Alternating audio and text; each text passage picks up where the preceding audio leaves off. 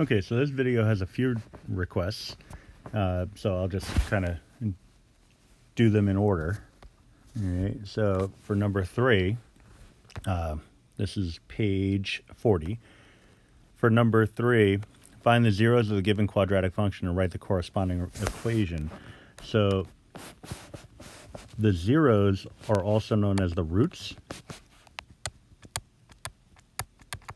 also known as the x-intercepts.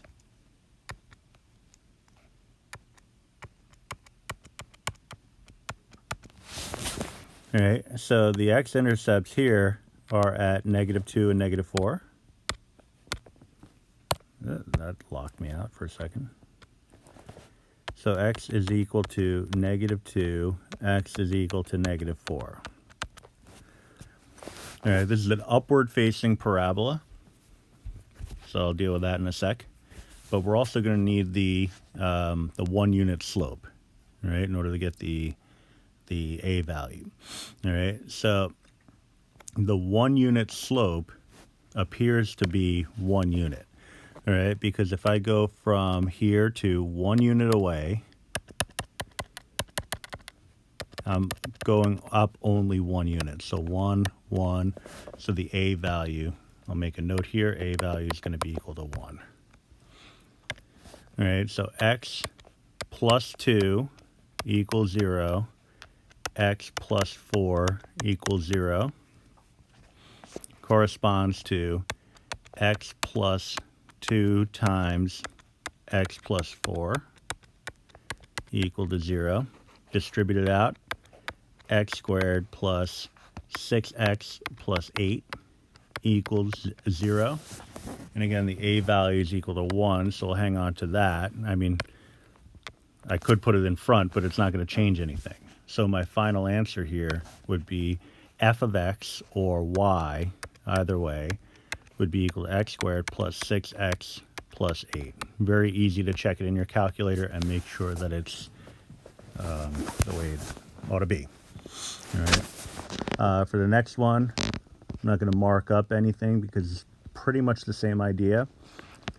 X is equal to, looks like we have a -1 and -3. Doesn't matter which order you do it in. I'm going to kind of cut to the chase here because this is going to end up giving us x plus 1, x plus 3. The 1-unit slope, rise over run, 1 unit away, is still going to be a 1. So we're looking at x squared plus 4x plus 3 is equal to 0, making it y equals x squared plus 4x plus 3.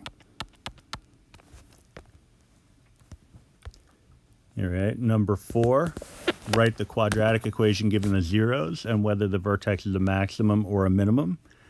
All right, so minimum is going to look like that. So the a value is positive. A maximum looks like that. The a value is negative. So I have my zeros. X equals -5, x equals 6, corresponds to an equation. So again, just cutting to the chase, x plus 5 times x minus 6 equals 0. All right, they didn't say anything about a 1-unit slope, so the only thing I have out of this is that it's going to be a positive value. So x squared minus x minus 30 equals 0. And so we have y equals x squared minus x minus 30. For the next one, we have x equals 0. X equals -7/2. The ones with fractions, you can go a couple of different ways. It really doesn't matter. I'll do it the way that I think most students are going to do it. All right, so we're looking at x as one factor because x minus 0 is still going to be x, times x plus 7/2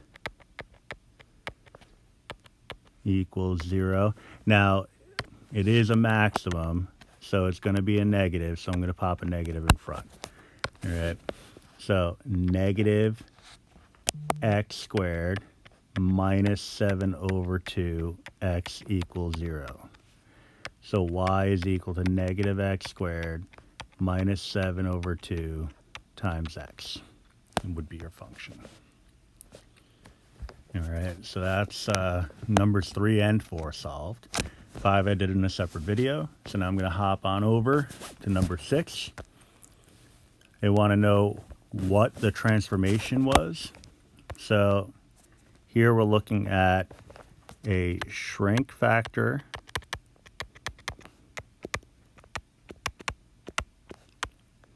of 2/3, shift to right, and 7 up. All right, a little bit more going on in B. We have the negative is going to be a reflection over x-axis.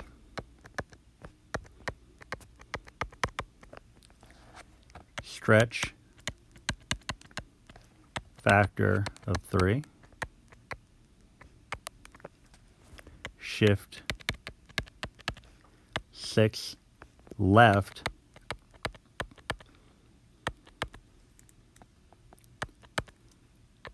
and 4 down. So it's all about transformations. Write the function whose graph has the following transformation reflected over the x-axis. So this is going the other way. All right, standard form, y is equal. Standard form and vertex form mean the same thing. A times x minus h squared plus k. All right, so reflected over the x-axis and translated 5 units downward.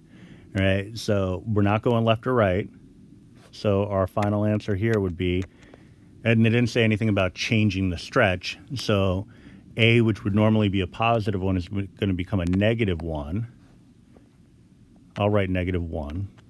X minus 0, no change in the horizontal shift, squared minus 5. Or, you don't have to write them both, y is equal to negative x squared minus 5. All right, so this one's just asking for the coordinates of the vertex. So I can do that, because really you're just adjusting the vertex. But if you want to, you could actually write it in standard form and then pull the vertex out of that. All right, so it's still the same form, vertex, standard form, again, same thing. So 6 units left, so y is equal to a value is not changing. X plus 6 squared minus 5. So h and k is going to be negative 6, negative 5. So this is my vertex.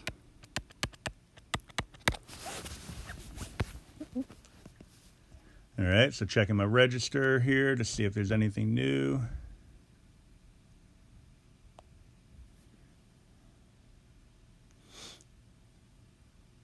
And that looks like it's it. Okay. And so there it is.